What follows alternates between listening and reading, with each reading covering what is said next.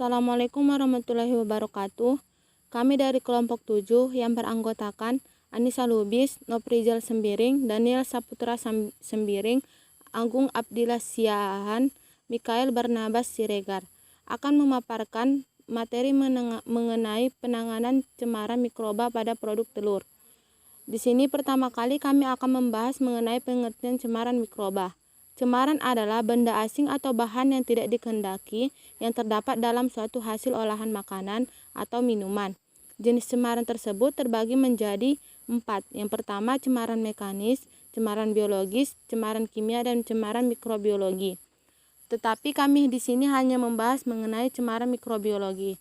Cemaran mikrobiologi pada hasil olahan makanan dan minuman dipandang sangat penting untuk mendapatkan perhatian walaupun mikroba terdapat di mana-mana. Terdapatnya mikroba di dalam suatu makanan yang dianggap sebagai cemaran ialah apabila mikroba tersebut dapat mengakibatkan penurunan mutu pada makanan tersebut, rusaknya bahan makanan, dan mengakibatkan gangguan pada kesehatan manusia.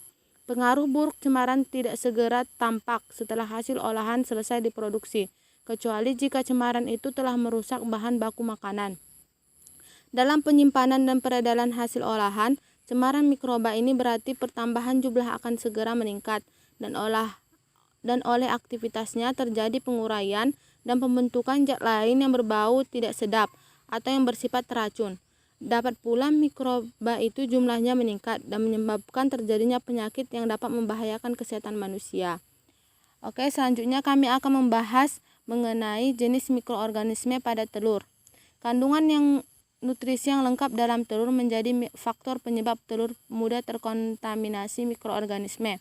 Mikroorganisme yang sering ditemukan yang mengontaminasi telur adalah bakteri Pseudomonas sp, Serratia alkaligenis, Citobacter, Micrococcus, Streptococcus, Escherichia coli, dan Salmonella sp. Secara umum, mikroorganisme yang berkembang pada isi telur merupakan bakteri gram negatif. Selanjutnya, kami juga akan membahas mengenai pengujian mikroorganisme pada telur.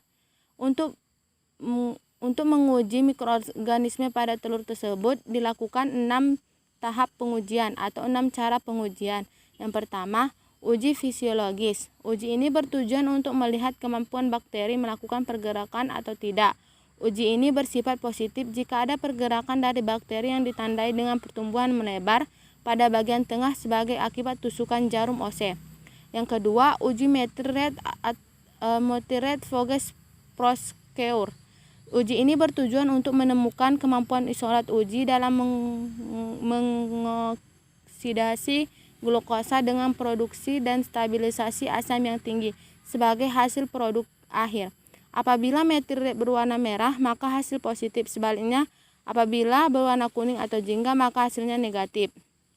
Selanjutnya, ada pengujian dengan uji triple sugar iron agar atau yang disingkat dengan TSIA.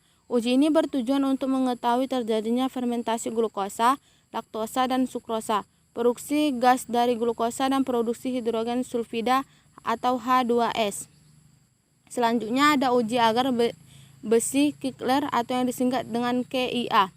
KIA adalah suatu medium gabungan yang mengandung glukosa, laktosa, fenol merah, dan petricitrat. Uji ini bertujuan untuk mengetahui terjadinya fermentasi glukosa dan laktosa. Selanjutnya juga ada uji Simon citrate agar atau yang disingkat dengan SCA. Uji ini bertujuan untuk menentukan kemampuan bakteri dalam menggunakan sitrat sebagai satu-satunya karbon energi. Yang terakhir ada uji fermentasi karbohidrat. Uji ini bertujuan untuk menentukan kemampuan isolat uji dalam mendegradasi dan memfermentasikan karbohidrat tertentu dengan produksi suatu asam atau asam dan gas. Yang terakhir kami akan membahas mengenai cara memilih telur yang baik. Memilih telur yang baik dapat dilakukan dengan mengamati indikator kesegaran telur dengan cara berikut. Yang pertama, 1. Telur diletakkan di depan cahaya dan ditempong isinya sambil diputar-putar. Bila kuning telur bergeser, telur berarti sudah kurang segar, dan bila kuning telur sudah pecah dan bercampur, berarti telur tersebut sudah rusak. Yang kedua, dengan cara telur direndam dalam air tawar atau larutan garam 19%.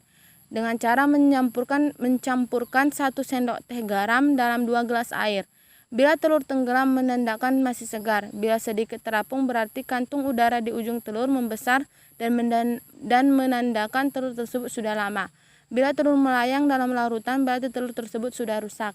Yang ketiga, pengamatan kulit telur. Telur yang masih segar berwarna cerah. Telur yang sudah lama biasanya mempunyai warna kulit kusam atau keruh. Juga mulai timbul bintik-bintik hitam yang disebabkan oleh pertumbuhan jamur. Mungkin cukup sekian dulu pemaparan yang dapat kami sampaikan dari kelompok 7. Mudah-mudahan video ini dapat bermanfaat bagi teman-teman semua. Kami akhiri dengan Assalamualaikum warahmatullahi wabarakatuh.